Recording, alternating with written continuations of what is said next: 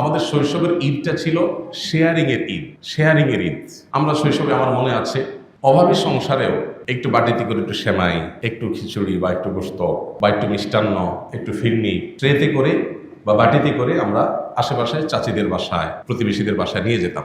প্রত্যেকটা ঘরে ঘরে যেতাম। এখন বাচ্চারা এগুলো থেকে বঞ্চিত। এগুলো বাচ্চারা এখন জানেও না। 30 পদ 40 পদ করবে, দূর থেকে বন্ধু এসে খাবে, প্রতিবেশীর খবর নেই, প্রতিবেশীর সাথে কোনো যোগাযোগ নেই।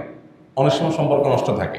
এই যে শেয়ারিং, এই যে ডিস্ট্রিবিউশন, এই যে ঈদের আনন্দ ভাগাভাগি, এগুলো আমরা আমাদের শৈশবে পেয়েছি। এখন ঈদ মানে হলো সারা রাত আড্ডাবাজি করে সকালে ঘুমের চোখ নিয়ে যায় মসজিদে ঢুকে 2 রাকাত নামাজ পড়ে এসে বাসায় এসে মোবাইলটা নিয়ে মোবাইলের মোনাজাতে বসে যাও।